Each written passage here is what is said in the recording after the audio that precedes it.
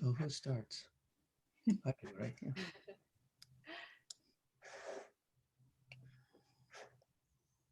Good evening, everybody. Thank you so much for joining us. We will begin in just a couple of minutes here. We'll wait for a few more people to enter the room. But while you're here, go ahead and use the chat feature at the bottom. Tell us where you're coming from and what your favorite flower is too. I think Rob and Nita are really excited to know what everybody's favorite flower is. That'll be the theme for the evening. And a favorite place to go for flowers too. Oh yeah, that's another good one. Yeah, so feel free to use the chat down at the bottom of the screen. We will just be a couple more minutes.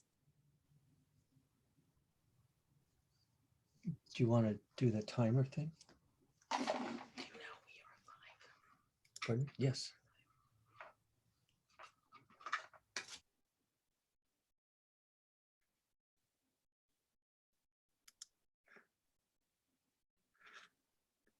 I see a couple people with raised hands, and actually what we're going to do tonight is we're going to use the chat feature and also the Q&A feature. So if you have a question, please go ahead and write it into the Q&A.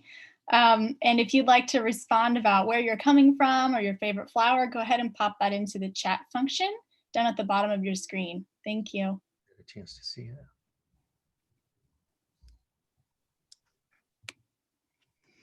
Oh, the chat has been disabled. Thank you for pointing that out.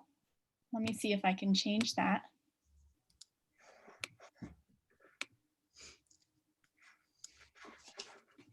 All right, chat should be open now. Thank you so much for letting me know about that.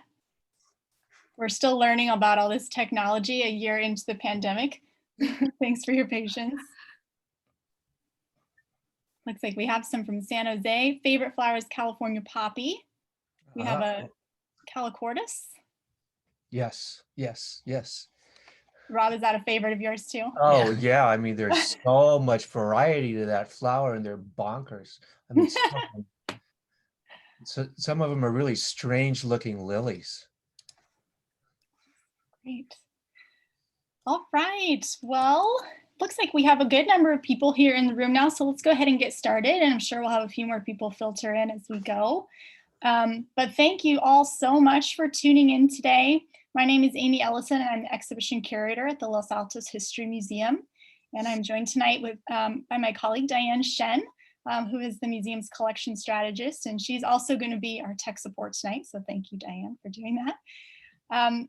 Diane and I are so delighted that you could join us this evening for this webinar, a 27-year Wildflower Journey, which we offer in connection with our current exhibition, Beauty and the Beast, California Wildflowers and Climate Change. And we are so grateful that Santa Clara County has gone into the red tier as of a couple of weeks ago. And so our doors are back open. We are so excited. We are open to the public. The exhibit is up in the gallery. We are open on Saturdays and Sundays from 12 to 4 with safety protocols in place. So I really hope that you'll be able to stop by and check out this amazing exhibit. We are able to offer free exhibitions like Beauty and the Beast and free programs like this webinar because of our members and donors. So if you would like to become a museum member, please visit our website. It's losaltoshistory.org, and you can learn all about the perks and benefits that come with your membership. So before I introduce our wonderful speakers tonight, just a couple of really quick housekeeping items. This webinar is being recorded, so if you want to watch it again, or if you want to pass it along to friends who weren't able to attend live tonight, it will be available tomorrow. It should be available up on our website and on our YouTube channel for you to pass it along or watch again. You can also see previous recordings of other programs that we've put on last year and earlier this year if you'd like. And once again, I'd just like to encourage everybody to make use of that Q&A function at the bottom of your screen. At the end of tonight, we will have an opportunity to do a Q&A with our speakers. And I know that they're really excited to hear from you. So please, throughout this talk, don't wait till the end. If you have a question and it comes to you, just write it in there as we go, and we will get to as many as we can at the end of the talk. And also, feel free to use the chat function as well. So now, without further ado, it's my pleasure to introduce our speakers tonight. Internationally acclaimed conservation photographers Rob Badger and Nita Winter have been life partners and creative collaborators for more than 3 decades. Rob's environmental images have won multiple awards, including Best in Photojournalism in international competition. He was one of 3 American photographers chosen to document Russian nature preserves in Siberia. In 1998, he presented a slideshow documenting the impact of mining on our public lands at the National Press Club in Washington, D.C. for the Sierra Club to support the Clinton administration's efforts to reform the antiquated 1872 mining law.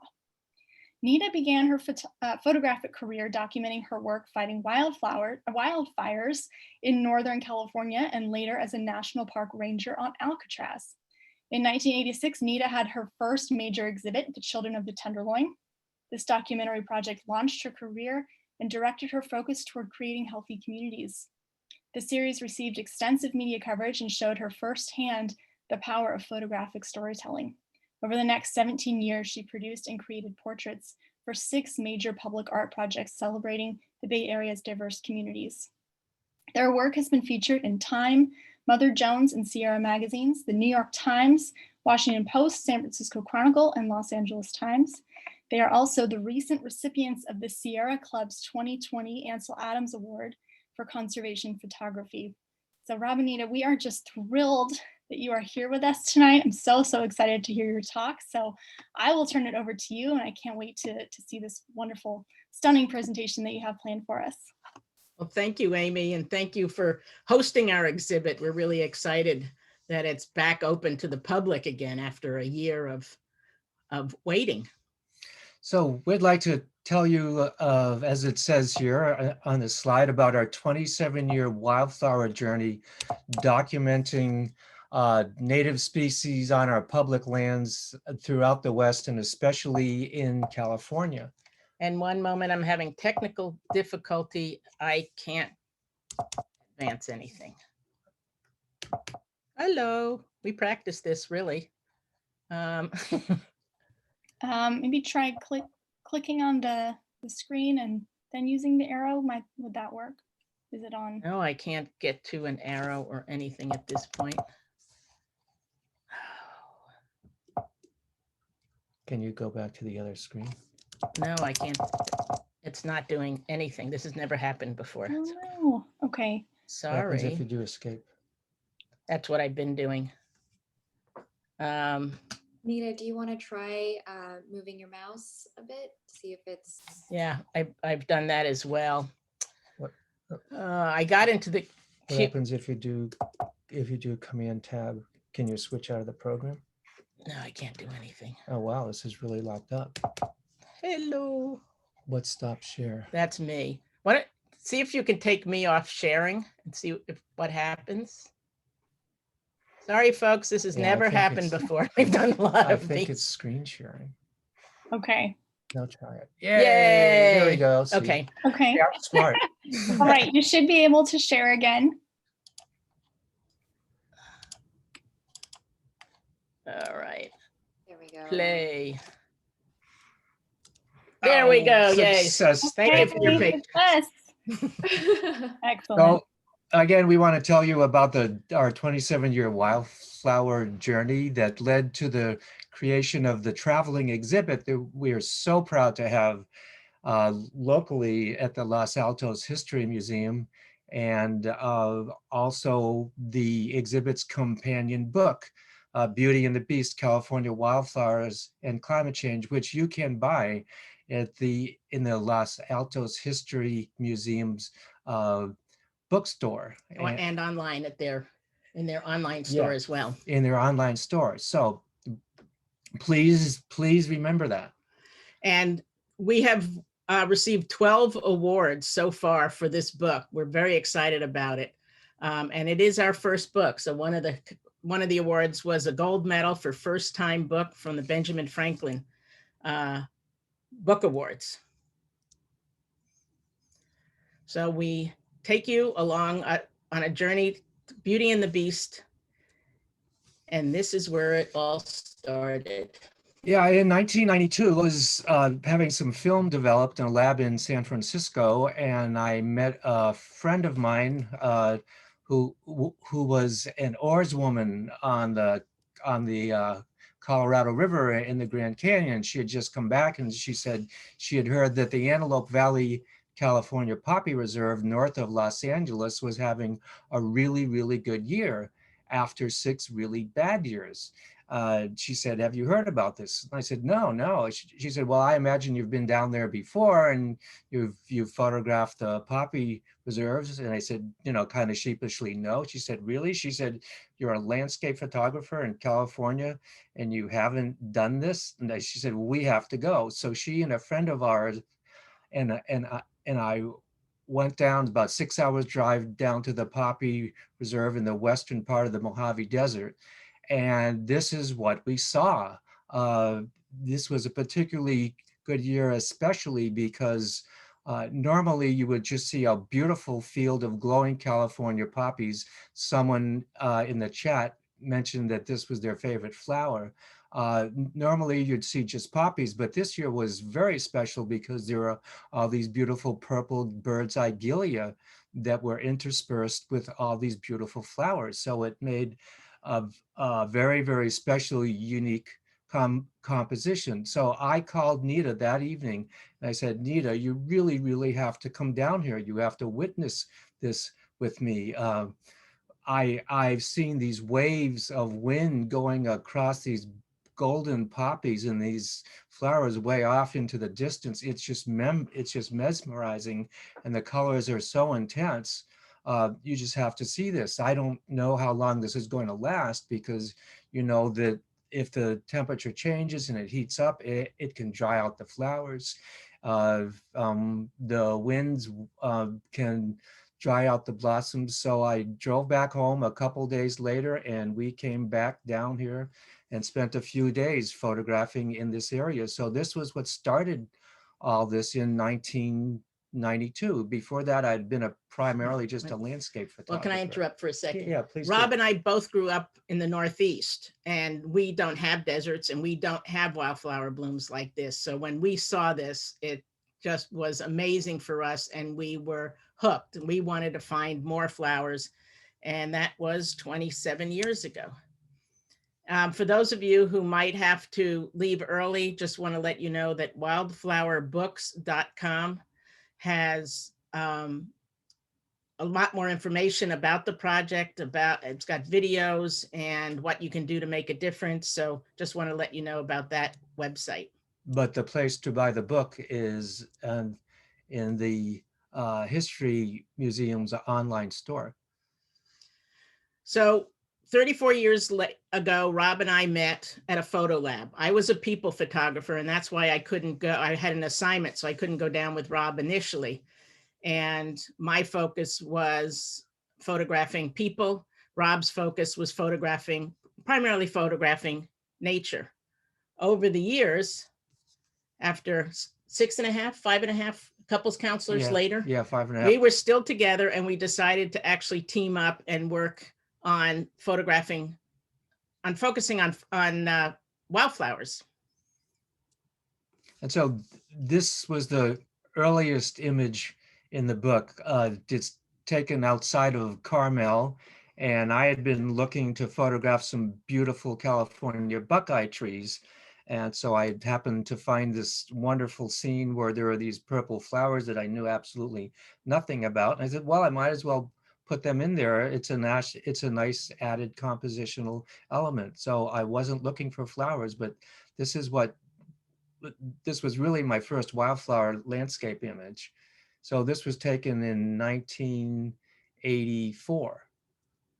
And like Nita said, when she had met me in a lab, I had already been photographing for a while. I had been photographing for 20 years, doing landscapes and also environmental issues work. And I wanted to do something more with my body of work and with my talent than just have pretty pictures in magazines and calendars and things like that. So I looked up organizations that used nature photography, and I was very fortunate to be hired by the Trust for Public Land in San Francisco to photograph over 30 of their land conservation projects. The Trust for Public Land holds privately held public land that has some privately held land. yeah, privately held land, thank you, that has some ecological value and eventually helps it get conveyed into the national park system or some other public land system. So this was formerly ranch land in the Sierra foothills near Sequoia National Park that was eventually conveyed into Sequoia National Park land boundaries. And I also been doing a lot of environmental work. I did a 10-year project documenting the effect of mining on public lands, and it was just really disheartening, sad things to photograph, to see all these beautiful landscapes that were being destroyed for gold mining.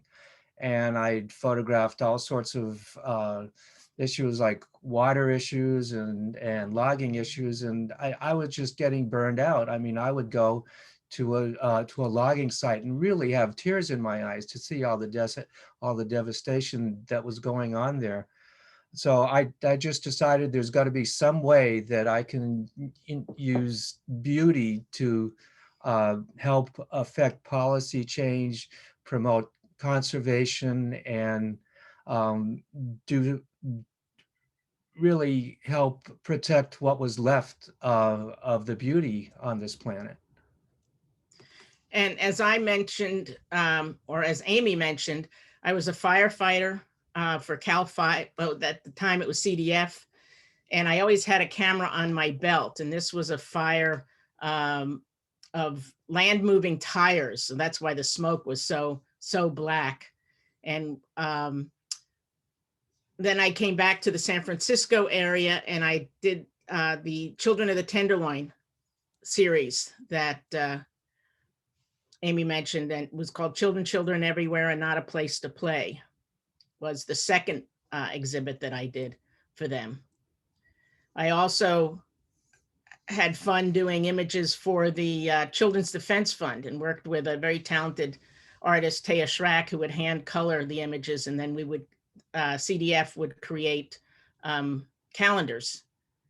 And on the right is a picture from the Faces of the Canal project, one of the public art projects that I did, where we would create 7-foot banners celebrating the diversity in different communities. And at some point, I had some health issues and I had to stop doing the people photography for a while. And fortunately, that actually led me to be more time to go out and be in the field with Rob. And this is up in Carson Pass at Lake Winnemucca. Just south of Lake Tahoe. It's a beautiful area.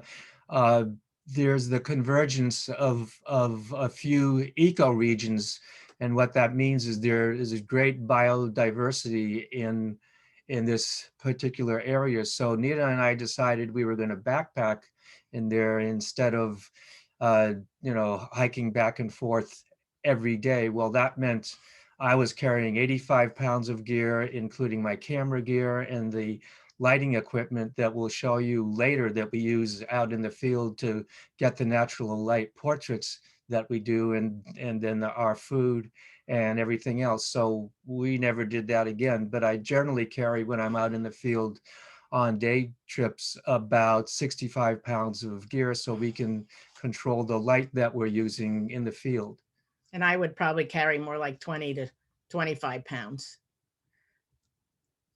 And in order to pay for the project, we sold artwork to healthcare facilities. We worked with architects and art consultants, and this was one of 7 8-foot tall by 20-foot wide translucent lobby dividers. And you would come out of the come out of the elevator, and this is what you would see. And each floor had a different color. So we'll talk later on about the different techniques we use to create wildflower images. One technique that I've developed that allows me to get the flower petals gently in touch with the lens of the camera is called the contact series. So we'll talk more about that later, but this is an image from the contact series. And again, it's a beautiful California poppy. And this was one of 34 images built into the architecture. So if you're down in the South Bay and you get a chance someday to go to Redwood City, Kaiser, you'll have fun seeing these. Here's another one from the other side. This one was done out of Point Reyes. And when there aren't flowers in the winter time, it's a perfect time to go out and photograph birds in different preserves. This is the Woodbridge Preserve near Sacramento. Merced National Wildlife Refuge. And these all have been used for art, again, in healthcare. So we're contributing to the healing of people as well as the planet.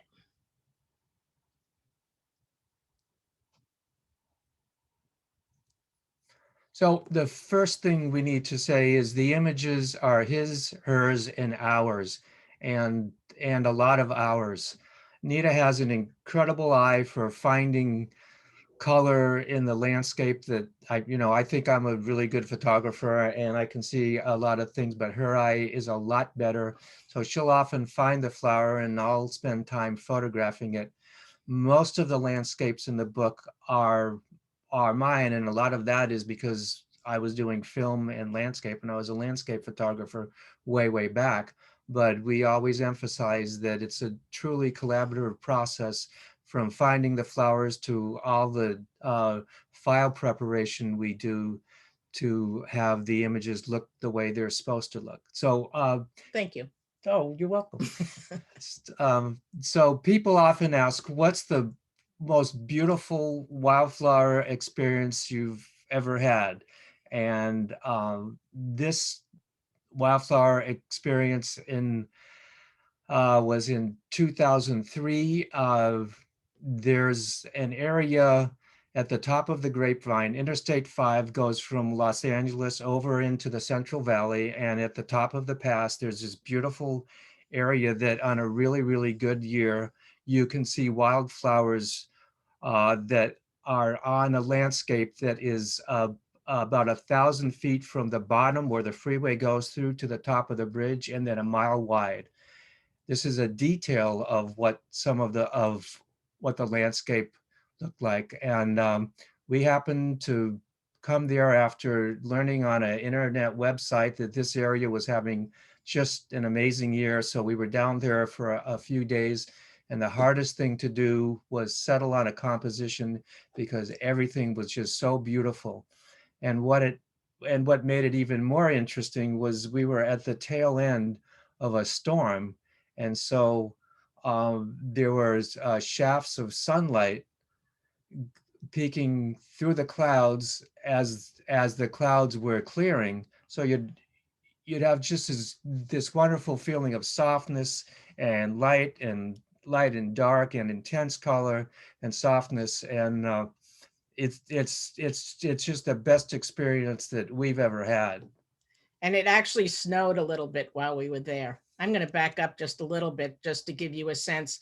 The foreground is public land, and this is the Hungry Valley State Vehicular Recreation Area. So we could drive up a dirt road to get to this vantage point.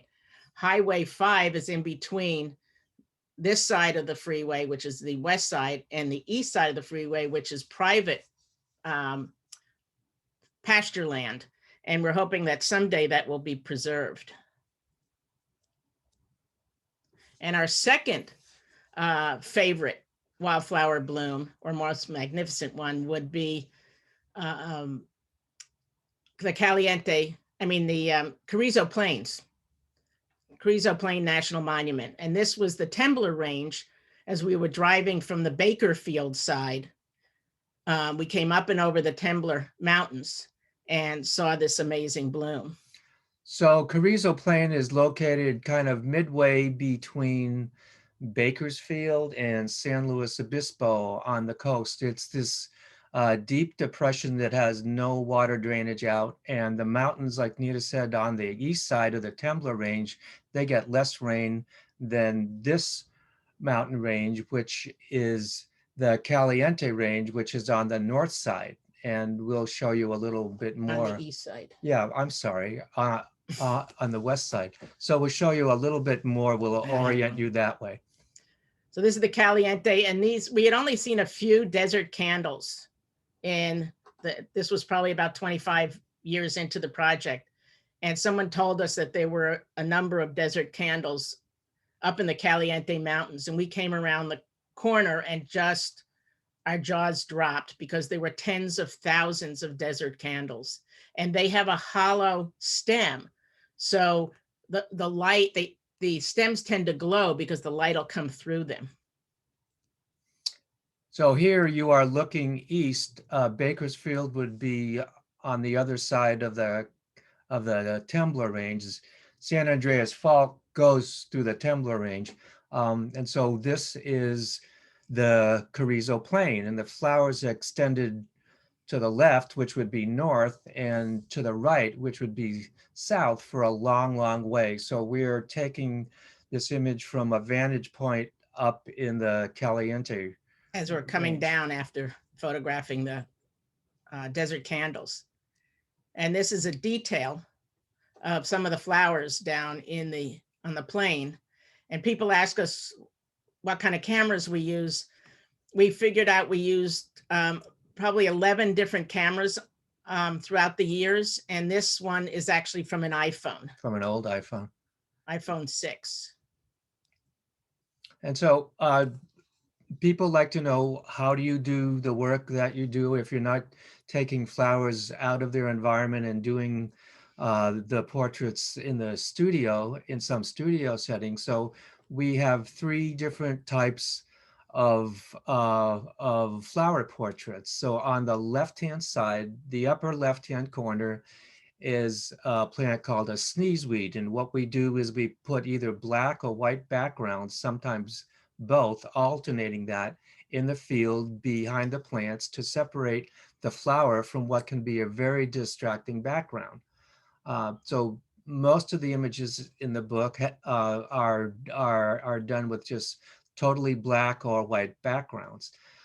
Sometimes it was important to use some sort of fabric, and I figured this out, to isolate the plant from the background. And I started thinking, well, what if I use the folds in the fabric, as you can see here, to accent and complement the composition of the flowers? So this was a series that I developed. It's called the Wrap series. And I went through about 5 or 6 different types of fabric before I finally got a chiffon that took these really beautiful folds that looked more graceful. So the last image on the left-hand side is checker bloom. And I talked earlier about the contact series that I developed. As far as I know, no one else is doing this. What I was able to do was get the flower in contact with the front of the lens using a wide angle lens and an extension tube between the camera and the lens that lets me focus right up to the very edge of the lens. So what happens is, because the lens and the camera are blocking the light falling onto the flower, the light that's I have to make the exposure is light that's being transmitted through the flower petals. So it gives this very, very soft, very translucent effect to the flower, and is very, very much different.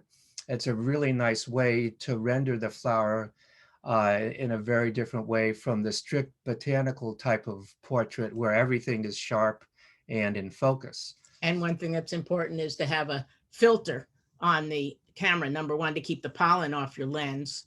And the other is to just give it a little bit of space from the lens itself. So this is a really, really playful process, and it allowed me to take the camera off the tripod, to not be on my knees or on my stomach all the time. And it took a whole lot of images, because just slightly moving the camera would, would almost completely change the whole composition. So often it would take a lot of images to get one, and also often I couldn't get anything interesting. But it was just another way for me to look at the flower from a softer point of view. And this is the image that took the longest that we think. This is a 2.5-hour process to photograph this lily. And I had found it the night before, but it was getting too dark. So we came back early in the morning to photograph, and found that the light was coming in from the left side, and we needed to bounce light in from to the right side to even the light out, and then also pile jackets and equipment up on the left there to keep the sun from hitting the sand and the petals, so that we could end up with something like this. So this took about 2.5 hours. It was when I was doing film. I had a Polaroid back that I could attach to the camera so I could see my composition. I could see what the lighting was doing. So nowadays with digital photography, it's just so easy to see something immediately and see what kind of adjustments we need to make so that we can get the lighting just right to show the flower in its best light. We live 5 miles north of the Golden Gate Bridge. We are blessed to live in a place that has a lot of public land and a lot of ecological diversity. So there are many different types of wildflowers within Marin County. So there's a fair number of images in the book that are from the San Francisco Bay Area, and especially Marin County. Yeah, and the Bay Area is blessed with so much public lands, whether it's the Mid Peninsula Land Trust or whether it's Mount Diablo, or there's so many state parks here. So we're so fortunate that so many people have done so much to protect these lands. And the positions can be very awkward. So as Rob said, I often will find the flowers, and Rob is a Capricorn, so he's great with detail and a perfectionist. And so he's ready to jump in and be in really uncomfortable positions. So I rarely argue with him about that. Don't move again. So this was a film camera that I used up until 2006 when I converted to digital photography. Which made things a lot easier. We didn't have to carry film. We didn't have to have as long exposures were much shorter as the ISO got higher and higher on digital cameras. This was a flower that Nita found at the bottom of Ring Mountain, which is the Marin County Open Space Preserve near Corte Madera. She had found this image on the way back from a hike the day before, and I came back the next day. At that time, I was still kind of experimenting with what kind of lighting I was using with the flowers. So I came back the next morning. It was a beautiful March day, kind of probably like what might be tomorrow after a storm goes through, when there still could be a little bit of rain after a clearing storm. So I got this image, and about 3 or 4 minutes later, after I packed up, the rain came through. But the nice thing about photographing on cloudy days is that there's all this nice soft light. So sometimes soft light may be the best image to photograph a flower under, or sometimes maybe beautiful sunlight showing on the blossom may be the best way to represent the beauty of the flower. And I also want to point out, you don't have to have expensive, fancy equipment to do this. So again, sometimes we'll do a flower with a black background, and then we'll do a flower with a white background. So in this case, we did the white background first, then put the fabric behind it. And so people say, well, why does it take you an hour to do a flower? It's because there are so many ways to photograph the flower, not only when you change how you look at it, but what background you put behind it. But we have a lot of patience, and it's also wonderful to spend this much time with a flower. You really get to study the intimate parts of it. And we're also very careful about where we photograph. We photograph on the edge of trails, we photograph on the edge of roads. And if we cannot get in to a space to photograph without doing damage, we won't do it. We'll have to either give it up or go find another flower that's more accessible. And we also look for different angles, different ways of approaching it, not always straight on. So this was an example of what it took to get this flower. We were at Rodeo Beach in southern Marin, part of Golden Gate National Recreation Area. We found this beautiful Indian, it's scarlet red Indian paintbrush. It was really windy, so we had to put up a tent to prevent the flower from moving in the wind. And I did a few different versions. One was just the complete flower, but then I thought, what happens if I just photograph the top of the flower? It just looked like this beautiful scarlet flame. So, we're always looking for different ways to show the beauty of the flower, and it doesn't necessarily have to be the entire blossom.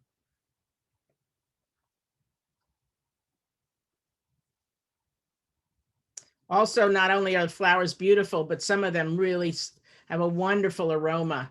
And this is the Western Azalea that has a very perfumey scent to it. And this is on a trail up on Mount Tamalpais on the way to the West Point Inn.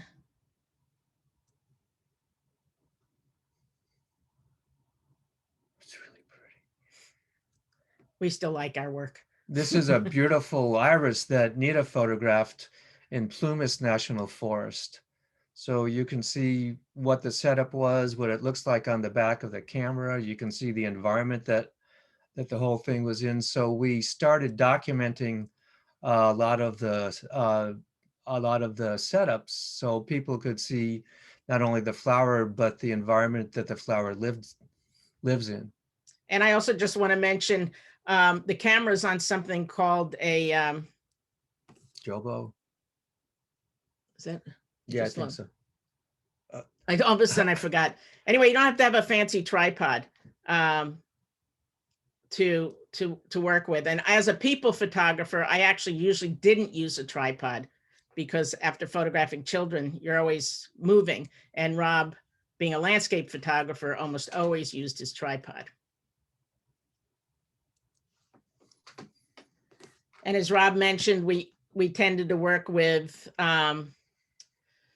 natural light. We always work with natural light. We don't carry strobes or anything. And one of the things that natural light offered us was a lot of variety and surprises at times. And so you can move a diffusion disc, which becomes your light source, into different areas to give you different types of lighting. And in this case, we wanted a lot of the light coming from behind, so it came through the flower, but then we also would have something to reflect light back into the front of the flower to balance it. And again, here's one of the wrap series. And Rob mentioned Ring Mountain. That's Mount Tamalpais off in the distance. And Ring Mountain's one of our favorite wildflower places in Marin County, and it was preserved specifically because of the Tiburon Mariposa lily, which only grows on this mountain. So someone mentioned that their favorite flower, or maybe their favorite genus, was the Calicortis genus. So we'll show you the Tiburon Mariposa lily, which is also a lily, it's a rare lily that occurs only on Ring Mountain. So again, sometimes there was a really distracting background, like gravel or rocks that surrounded a beautiful flower, a beautiful collection of flowers. So we'd wrap the flower and just show the beauty of the flower and not have something distracting in the background. And working with the chiffon, it's very lightweight. That's what gives it those nice curves. And if you have the slightest breeze, it completely ruins your composition. So that's why we had all the rocks on the fabric.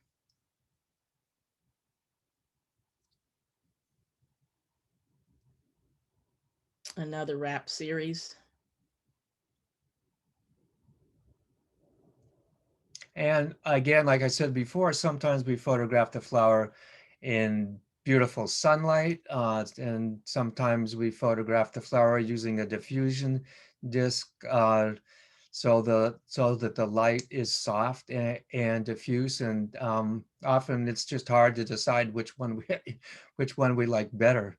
So again, that's why it takes me an hour often to do just a flower, because there's so many ways you can interpret the beauty of this one individual. And people, another question people ask is, well, how much Photoshop work do you do?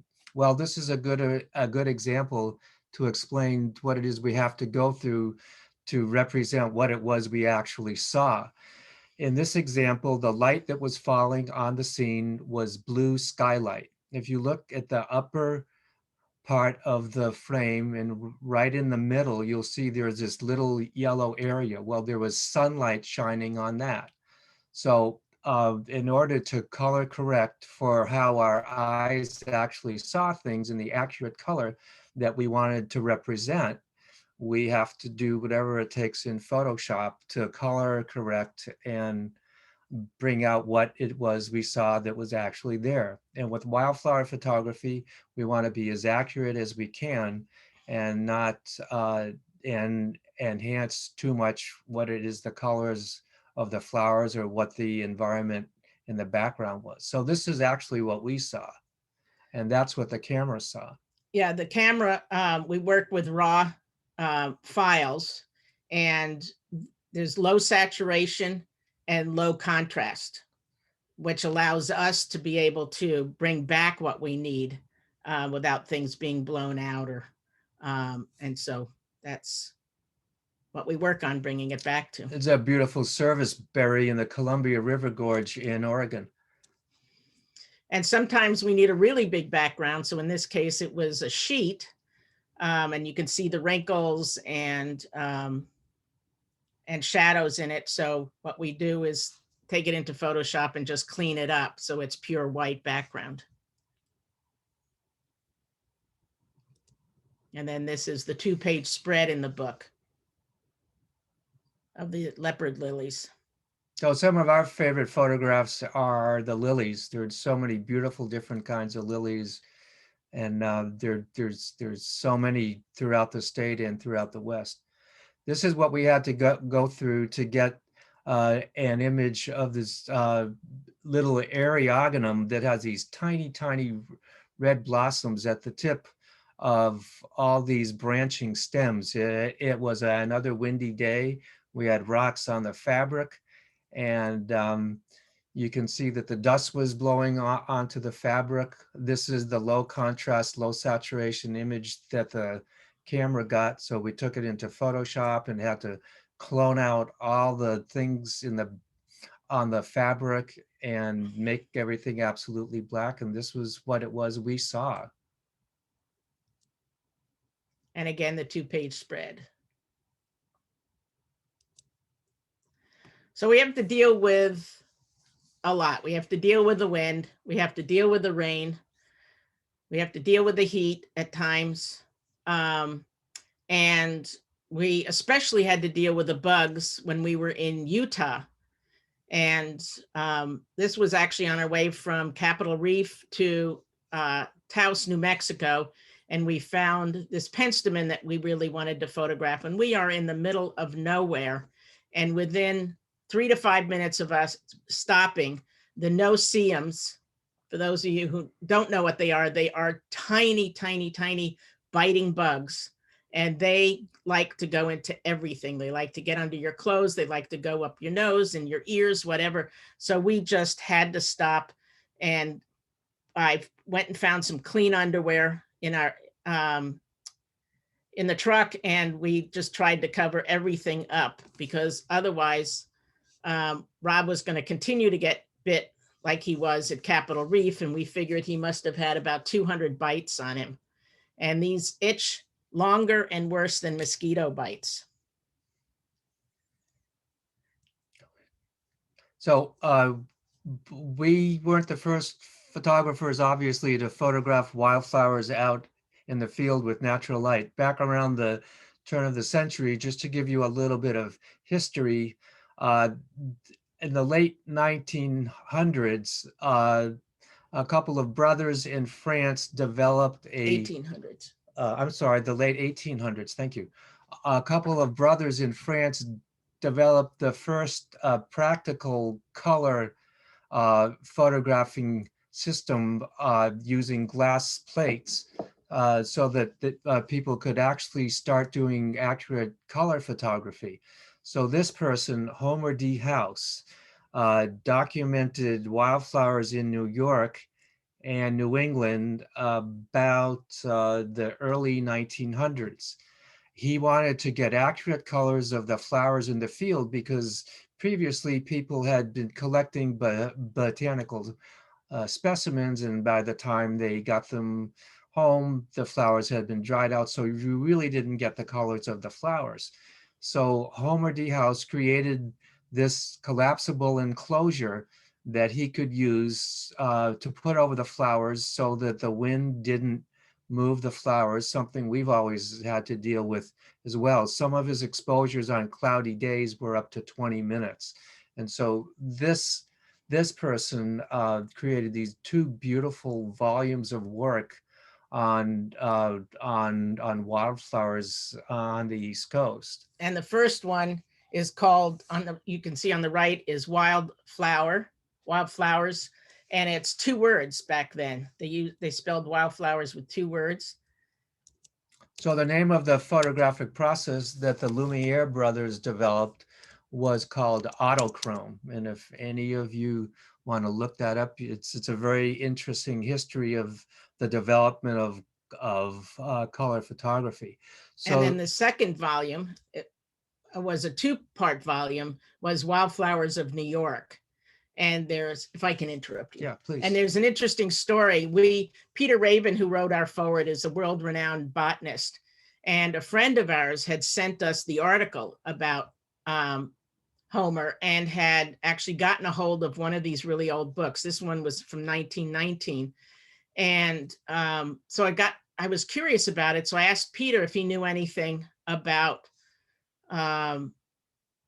his work and where it was. And Peter put out some feelers and found someone who had worked at the museum and actually had found several years earlier, had found his plates, his color plates in black and white, in a closet at the museum of things that were going to be thrown out.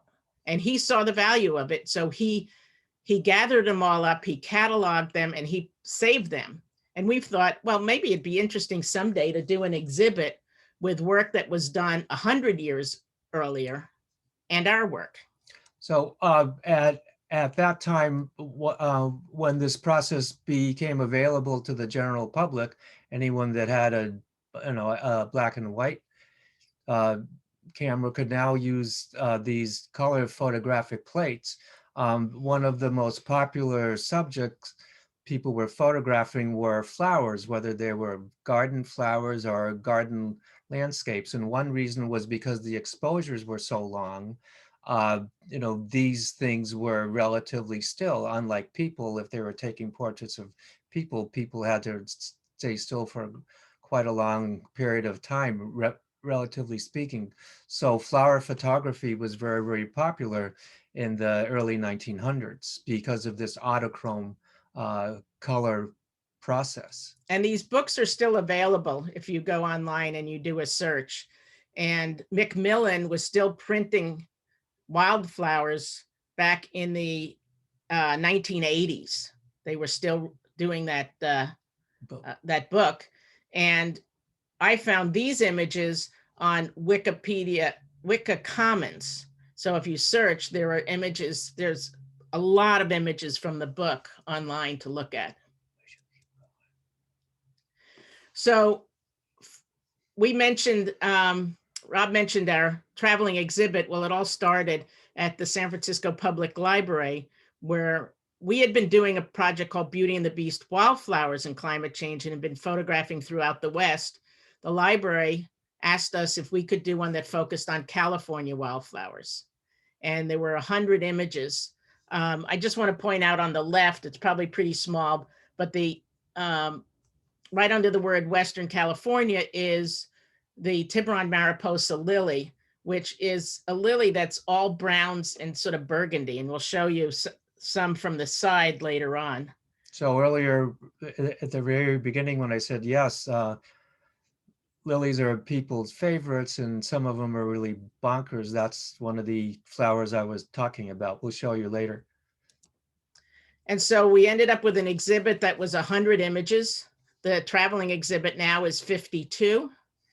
And we also wanted to mention that the knee pads that are in the case there were really critical to helping us do the work that we were doing. And they're created by a company called Ergodyne. And that will be in the chat, information on the different knee pads. And it's like kneeling in stiff jello. They're really, really comfortable. That's what has let me spend so many hours on my knees on the ground, getting exactly what it is we wanted. And then we also use binoculars a lot in order for me to see off in the distance if a color is actually a flower that we want to go check out. So that's always handy. And then, of course, the flower guides to give us a sense of what we're photographing. And we have a large print version of the exhibit called California Blooming, Wildflowers and Climate Change in the Golden State, that was just installed at the Natural History Museum in San Diego. And we're just waiting for them to be able to open it to the public. And I think they're hoping to be able to open in April. But I think the Los Altos, I'm pretty sure the Los Altos Natural History Museum has more images. Not the Natural History. No, Museum. I'm sorry. The Los Altos History Museum has more flowers, which we are happy, which we're very, very happy for, because visitors will get a much greater variety of what our state really has. And this exhibit has more of a focus on Southern California as well. And then the exhibit has informational panels as well as images. And we wanted to create a companion coffee table book and expand on the message. We wanted to use art to inspire action. And so we pulled together a group of diverse authors ranging in age from 20 to 82, and scientists, environmental leaders, nature writers, to write a series of 18 short stories from a personal perspective. To tell the wildflowers story. And it was a very collaborative project. We worked with a lot of different organizations in order to put this all together. But we co-published with the California Native Plant Society, and the society and their members were critical in our being able to find the flowers, help us identify best places to go, and also identify flowers as well if we weren't sure what they were, because we're experts at photographing them, but not necessarily identifying them. So the book is has 3 different sections: the gift of beauty, the human connection, and ensuring the future. And the essays are loosely related to each of the 3 different topics in the book. And ensuring the future, we also included a story that has 25 things you can do to make a difference. So we didn't want to just inspire you and leave you hanging. We wanted to inspire you and give you things you can actually do. So Gordon Lepick, who's with the California Department of Fish and Wildlife, wrote a story about wildflowers and climate change. And Ryan Burnett wrote a beautiful short story about phenology, which is the timing of natural events in the natural world. And his story is called Chasing Spring, Timing is Everything. It talks about the Rufus Hummingbird's annual migration from its breeding ground in Mexico. From Mexico to Alaska. Right, to Alaska, where its breeding ground is. So the luckiest image I've ever photographed in all the 20 years I've been, all the 27 years I've been photographing these flowers, has been this one of the Rufus Hummingbird. We were photographing just the flower. You can see how how tall this is. So we were waiting quite a while for the breeze to stop. I had my eye looking through the viewfinder, my finger on the remote release of the camera so I could uh, capture the flower as soon as it stopped. As I was looking through it, this little beautiful bird flew in. Uh, I got 2 frames and it darted back out. So we waited another 20 minutes for the bird to show back up, but it never did. So that's, like I said, one of the luckiest images I've ever had. And one of the reasons that Ryan is studying the Rufus Hummingbird is that it is climate change is creating havoc on its migration, because it depends on having flowers blooming at a certain time to give it fuel for its journey. And if the snowpack in the mountain meadows, if the snowpack is too deep, the flowers will be late. If the snowpack is too light, the flowers will bloom earlier and sometimes freeze again, or will bloom and be gone by the time the Rufus Hummingbird comes through. So when people want to know how climate change is affecting wildflowers and wildlife, it's a relationship, it's a balance that needs to be kept. Because when you have now these climate changes with years of drought and then these deluges, you have these extreme changes that these birds just can't adjust to. So the Rufus Hummingbird is in drastic decline. So we just want to encourage people to plant their own gardens to help the pollinators along the way, their own native plant gardens. Story about the 5 California deserts. Most people don't realize there are actually 5 of them in this state, and 25% of California is covered is in the desert. Robin Wall Kimmerer, who was a well-known author, she's a Native American botanist and professor, as well as an author, and she wrote this wonderful story about what's in a name. Wendy Takuda, who is a retired news anchor, when she retired, she got involved in restoration work and pulling broom. She wrote this very funny story called Zen in the Art of Pulling Broom. So we wanted to make it entertaining and inspiring. Talking to Children About Climate Change Without Scaring Them, by Amber Paris. Seed banking.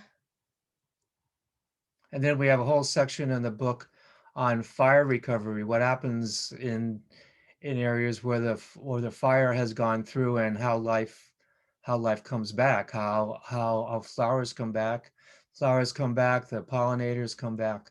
So it's the whole process of fire and renewal.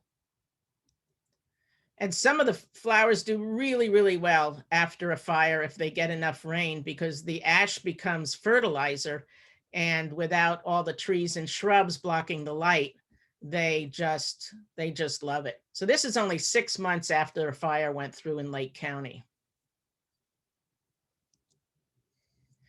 And the bulb plants, the lilies, really do well after fires. This is someone said their favorite flower was the calicortis. This is one.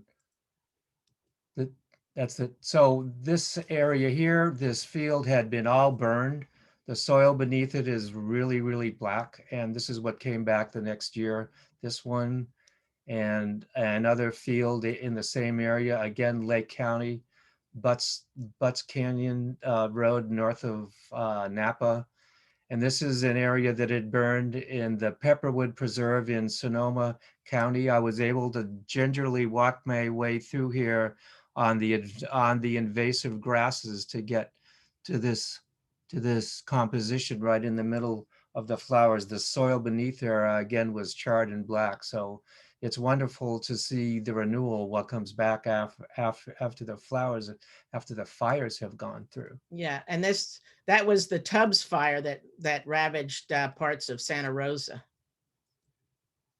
Nita found these flowers associated with each other. We didn't put them together, so sometimes you have these wonderful surprises of a combination of flowers appearing together. And this is Nita's landscape in Death Valley. So one of our favorite places to photograph is in the desert when it's not hot, because you get to see the geology as well as seeing the flowers.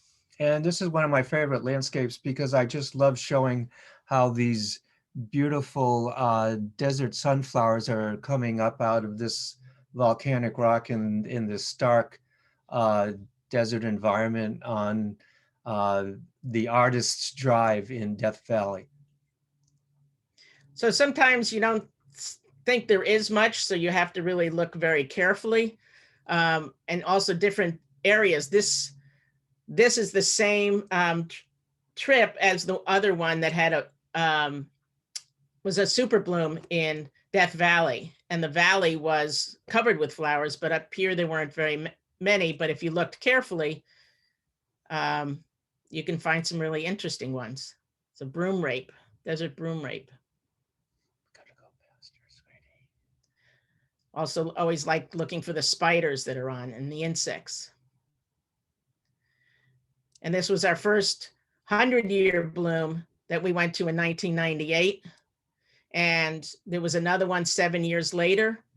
And that's when all the conditions come together that generally only happen every 100 years. So they call them a 100-year bloom. Well, they've been happening so often due to the swings with climate change that we now have super blooms instead of 100-year blooms. Joshua Tree is another beautiful area. And the landscape and the soil is very different, very granitic soil. So often different flowers. So we said earlier that it takes us about an hour to photograph flowers sometimes. Well, this is near Cottonwood Wash. This is Cottonwood Wash in the southern end of Joshua Tree National Park. What's really nice about Joshua Tree National Park is it encompasses two deserts, the Sonoran Desert in the southern part, which is lower, and the Mojave Desert in the northern part, where all the Joshua trees are. So in this average year, there was one beautiful Canterbury bells plant that you see in the foreground. We were looking for different plants in this environment, different flowers. We spent about 4 hours here.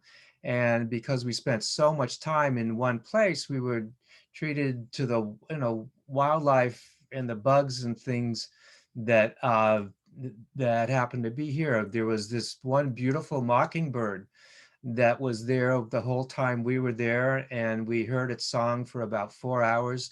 Mockingbird song changes all the time, so it was just like we were being serenaded by this bird while we were hunting for beautiful flowers to photograph.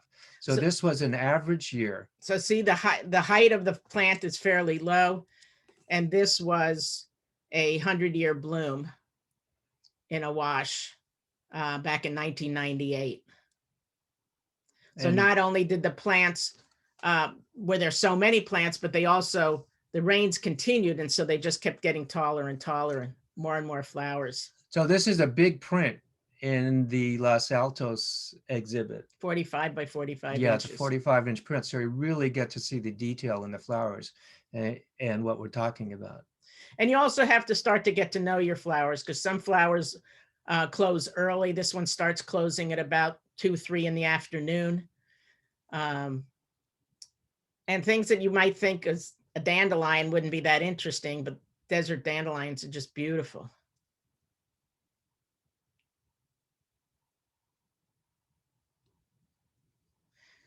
Anza Borrego is another favorite area. And you probably heard about all the tens of thousands of people who tried to get down to the last super bloom and got in traffic jams. We particularly like the southern end because there aren't very many people there. And when we would go out in these big blooms, we would go out for 3 to 4 weeks at a time. And with 4-wheel drive, we could get out and to where there weren't very many people. And these are some of the 2-page spreads in the book. And it was a really wet year. On the right, you see the fog, which is unusual in the desert. And we had some rain 9 out of 12 days we were there. Yes, this was 2005. Then back to Antelope Valley Poppy Reserve, where this all started in 1992. So this was the same day that we were at Gorman with those dark clouds. We came into the valley, and it's all poppies. There isn't that same mix that we saw in that first photo. And another year, a different mix. And some of the images in the book, some of the flowers were taken out of state. For example, this is a prickly poppy in the Great Basin Desert in Nevada. This species also lives in California, so we figured it was okay to put the species in there because it does live in this state. And we're often looking for interesting backgrounds beside the black and white backgrounds. This is we came across this in the Sierra foothills, beautiful serpentine rock, which is the state rock, with this blue dix lily in front of the rock. That was the way it looked. I didn't move the flower Or the rock. Or the rock. Table Mountain is another favorite place, and we've actually seen some photos just recently, and it looks really beautiful this year. That's up near Chico. And people want to know what they can do to make a difference. Number one thing is vote. Vote for earth-friendly candidates. That's so important for us and to protect the planet and for climate change. Plant local native plants in your garden. Help the pollinators. Join your local chapter of the California Native Plant Society. There are 32 chapters throughout the state, and then different states have their own native plant societies. Donate to climate change and conservation organizations. Volunteer to support restoration work. You can also become a citizen community scientist. You can, iNaturalist and Nature's Notebook are some of the great places to go to help scientists worldwide with their research by posting photographs and data and observations.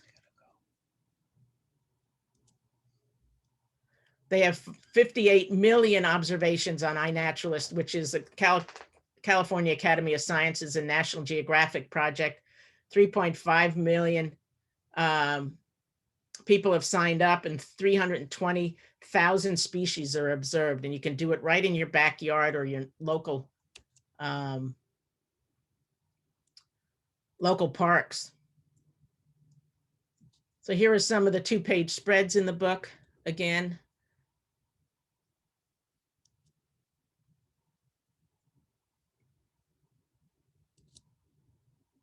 People ask about identifying flowers, and this is all will be in the chat, these links.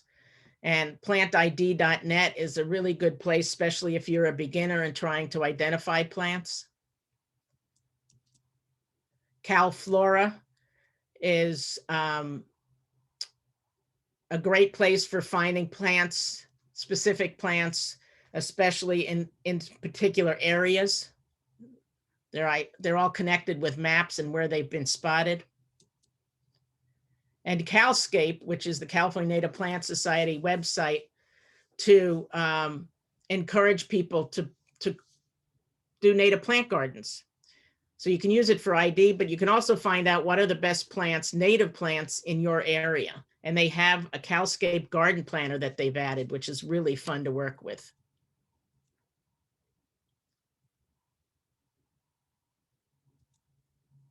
So someone said one of their favorite species, their genus is the Calicortis. We found this butterfly Mariposa lily, the Calicortis venestus, on Mount Diablo.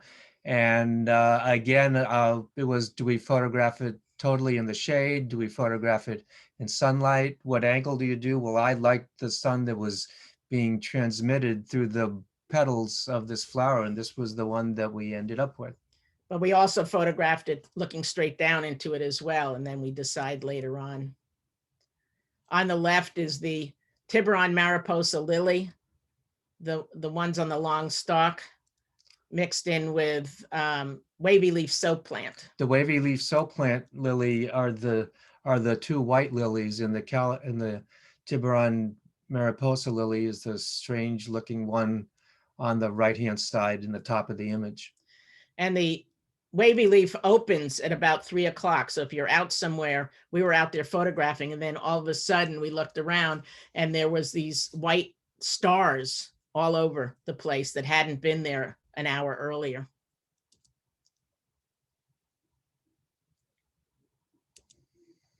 Don't go so fast. So these are orchids as well. And people ask about, how do you find out what's happening with the wildflowers? There's a number of different resources.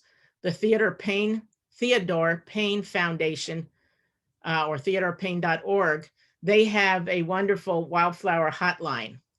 And you can either see it online or you can listen to it and find out what's happening, especially in Southern California. You have the CNPS Facebook page. You can join the group and people will be posting flowers that they're seeing in different areas, and you can also ask questions. And then desertusa.com is also a great one for not only California, but some of the other states, and even Northern California as well. So when you go out, we ask people that they stay on the paths, they stay on bare ground, leave the flowers unharmed, take only photographs and memories.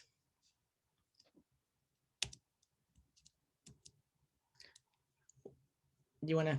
The book has a nice section which is all the ecological regions of California.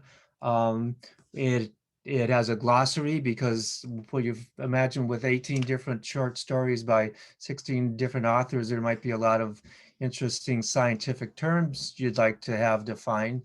So we have a really complete glossary.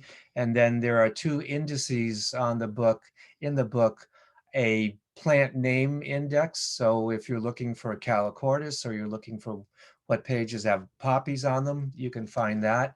And then there's a location index. So if you're looking for, well, what images were photographed in Death Valley, what flowers are found in Joshua Tree or in Point Reyes, you can look that up too. So we have a regular edition book. Now this is a hefty book. It's 12 by 12. It's 5.5 pounds.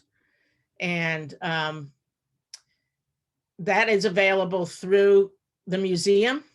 And then we also have a limited edition book, which has a tip-in page, which is numbered and signed, and has a beautiful clamshell box as well.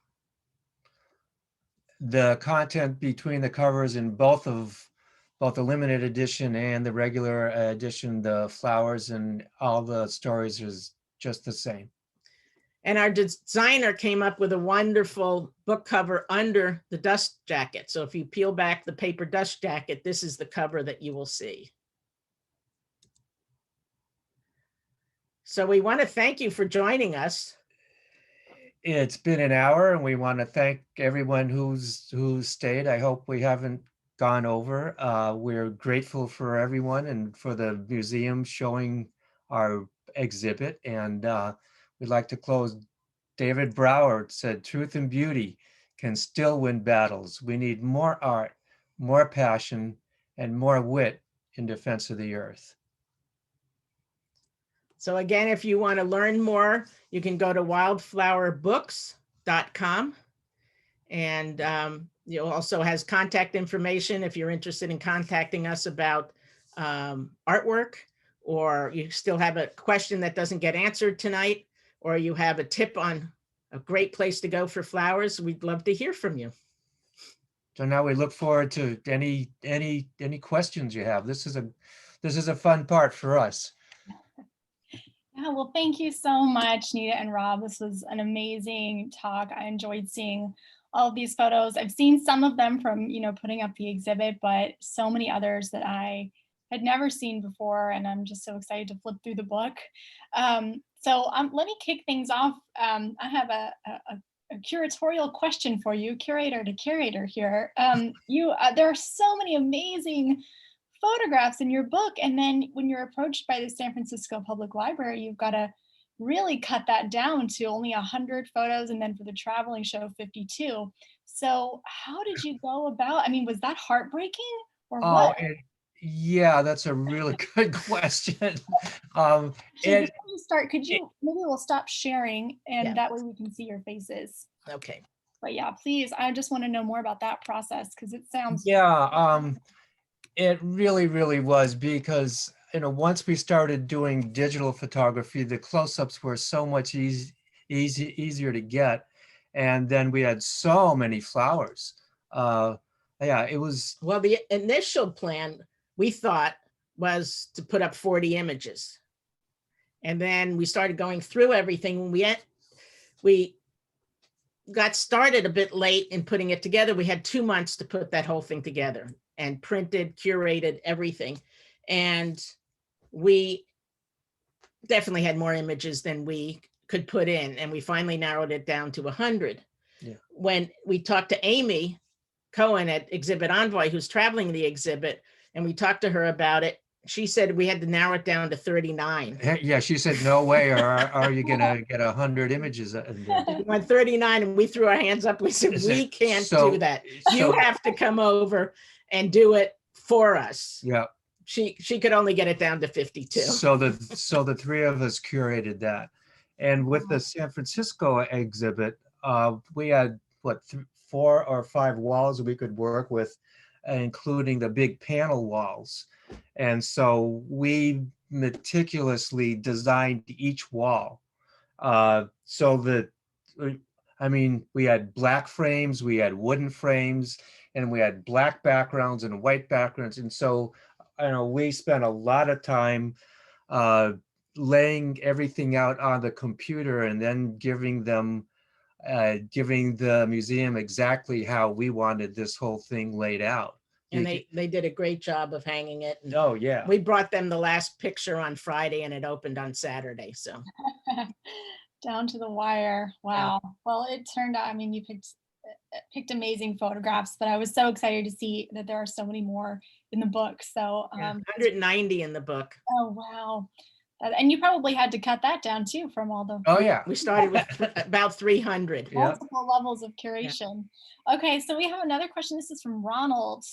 This year has been relatively dry. Do you have predictions about how good the wildflowers will be this year? And sort of coupled with that, so I'll ask this in addition to it, we've had so many more people going out on hikes during the pandemic, because that's one of the only things that we can do. So you had some good tips for, how to sort of do that. But I'm wondering too about, your thoughts on how the pandemic is sort of influencing the way that we're experiencing these wildflowers, if it's adding more danger to them, or if you think that conversely, it's actually raising awareness about this endangered species.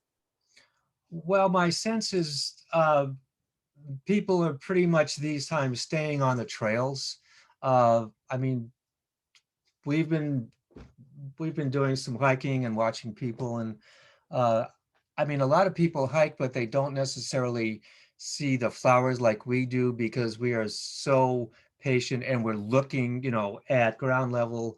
People hike in a different style. Fast. Yeah, I mean, we're really not that fast. So, I mean, I don't think that people are necessarily doing anything negative, even though there are more of them. But what happens is when you have these super blooms, like we showed you the images in the Carrizo Plain where these wild, expansive flowers. Well, we went down where the road was, and there were people walking through the flowers and doing their selfies and dancing and all this stuff in this beautiful, and you just, you just go like this, and but I mean, people do what they do. As far as predicting or knowing what's going on with the flowers this year, well, we go to the sites that we've recommended, like desertusa.com. You can go, what's happening in Joshua Tree. They have a, little scale 1 to 10. Yeah, Southern California is really low this year. Yeah, They're at a 1 to 2 out of 10. But And- we've been finding out here in Yeah. Marin County in the Bay Area a lot more flowers than we thought there would be. So a lot of it has to do with the timing of the rains, how far apart they are, how much rain there is. We went on we've been going on one trail in particular that we like in Tiburon, that we have seen 20 different wildflowers blooming, and some of them in large numbers. So relatively speaking. yeah, so it really depends on where you are, but just because there is low rain, we're at 40% of normal, doesn't mean that there won't be wildflowers. Yeah. But they may not last as long if it starts to heat up. So to find out where flowers are blooming, like Nita said before, we would contact different California Native Plant Society chapters, and people can do a search.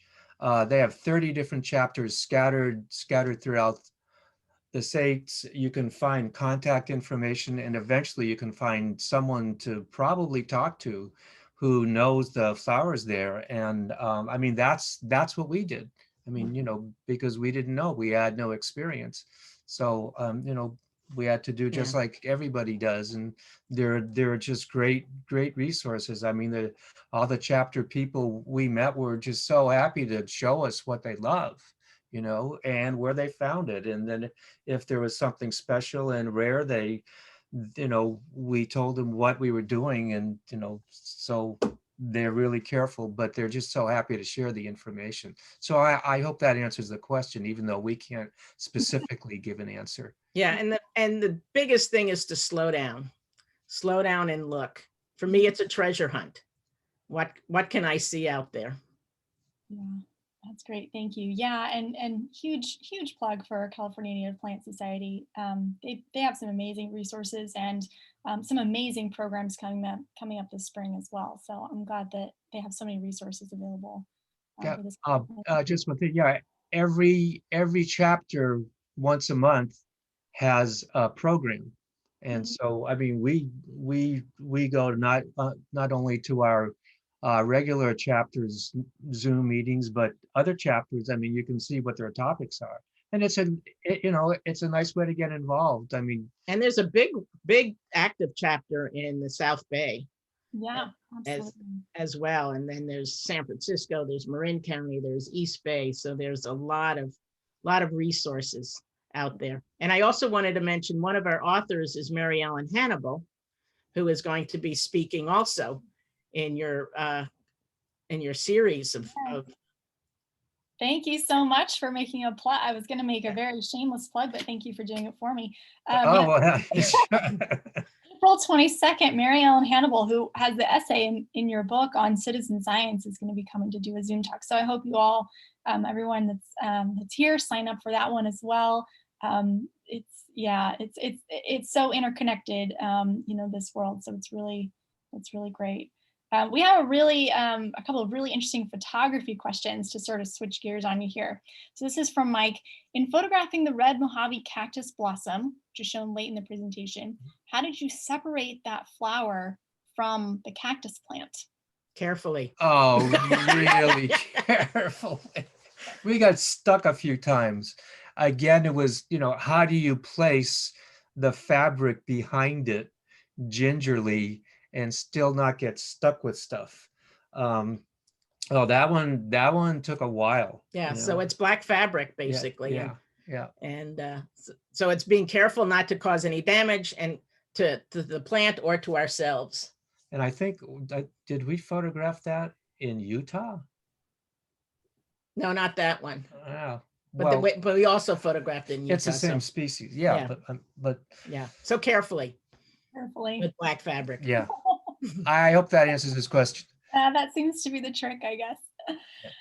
So this question is from Gary. Mid-Peninsula open space biologists are tracking wildflowers and the impact of climate change.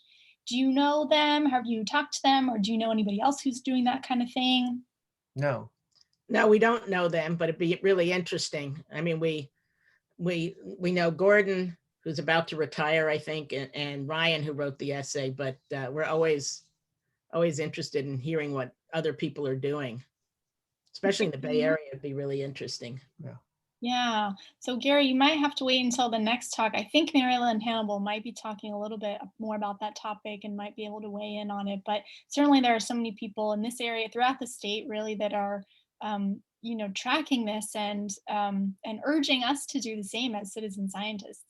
Yeah. So, And I want to just add there, you know, people ask us, are we photographing climate change, wildflowers and climate change? Well, it's really hard to do because wildflower blooms vary depending on weather. And weather is the short term, climate is the long term. And so it's not like glaciers that you can photograph them melting. So we use the flowers to attract attention to the issue and talk about how they are affected, and also get people to fall in love with them and want to protect them and therefore take action. What we have seen, for example, in the Anza Borrego Desert State Park, we've seen, because there are these, you know, drought and deluge years, invasive grasses come in more easily with these heavy rain You mean years. mustards? Yeah, invasive mustards. And then when there's drought and these non-native grasses dry up, they're more fire prone. So not only are they taking over the habitat for the native species, but they're quite a fire danger. And I think this has happened in Joshua Tree National That's Park. why so many Joshua trees burned last year, because one of the reasons is because there's a lot more invasives. That's another issue we talk about, is invasives are a tremendous threat to wildflowers and native plants. And a Joshua tree is a big lily. I mean, you look at the blossoms in the Joshua tree and they're lily blossoms. And we were reading something just recently that because of climate change and how heat is, there's going to be more and more heat in their environment. By 2100, there won't be any more Joshua trees in Joshua Tree because National Park. In Joshua Tree National Park, because they're so the climate there would be too hot to support them.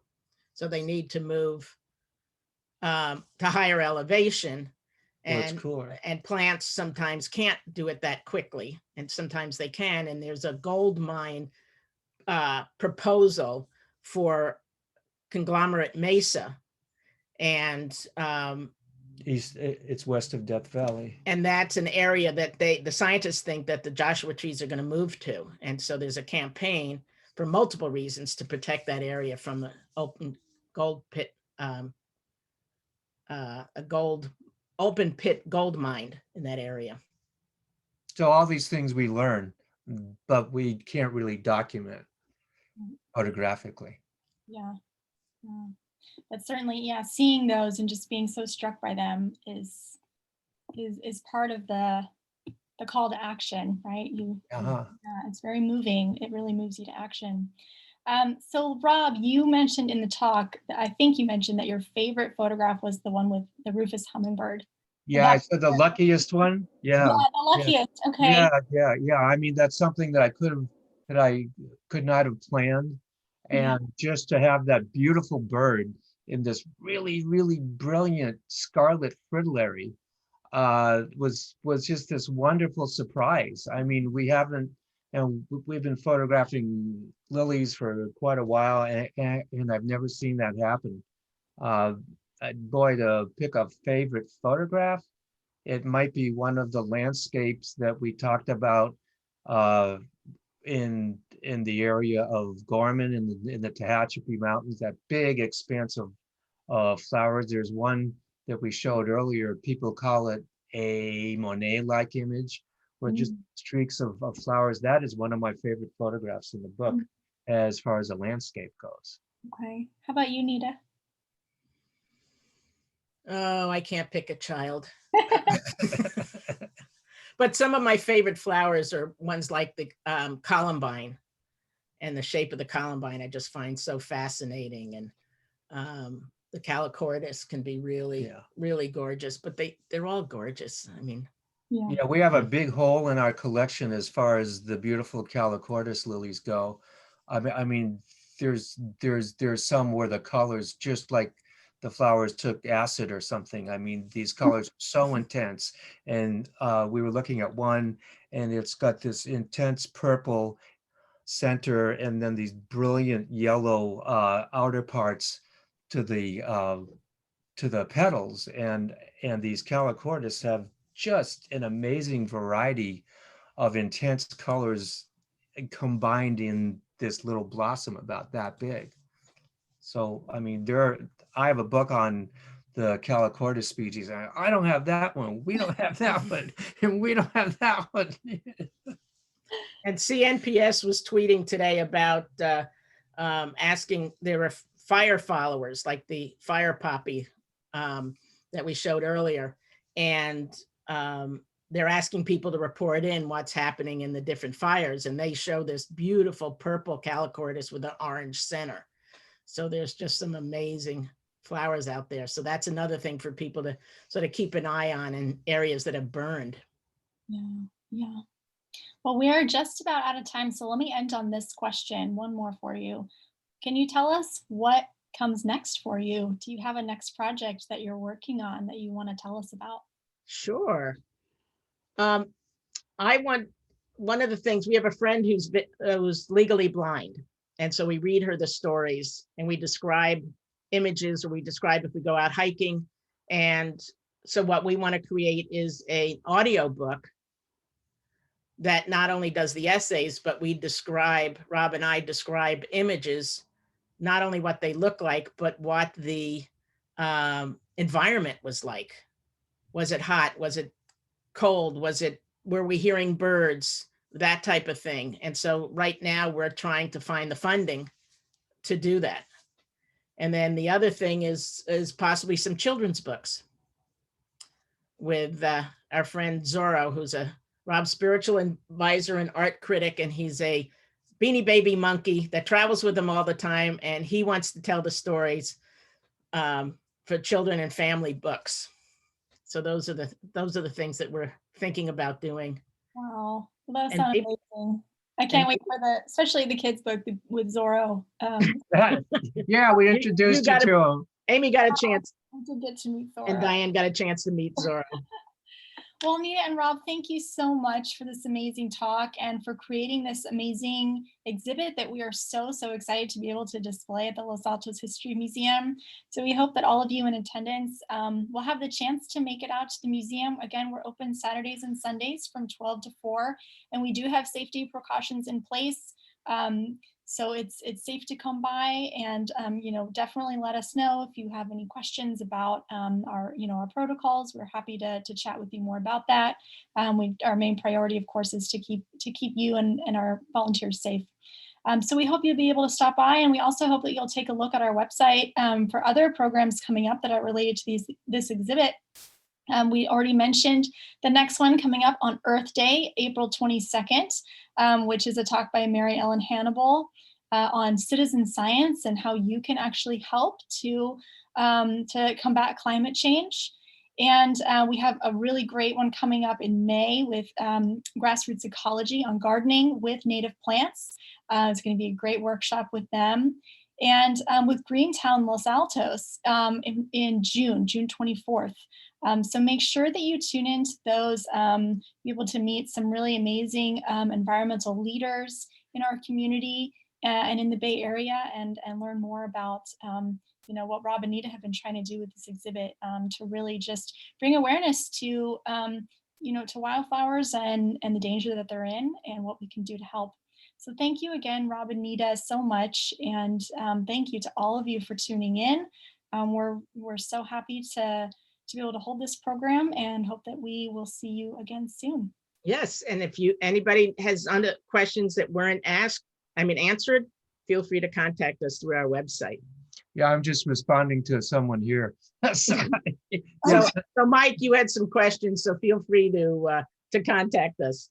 Great. Thank you so much, Rob and Nita. Thank you. You're welcome. You're welcome. Oh, sorry, I'm getting distracted. Thank you for having us. I really appreciate that everyone stayed so long. Thank you. Thank you. Bye. Everybody. Bye.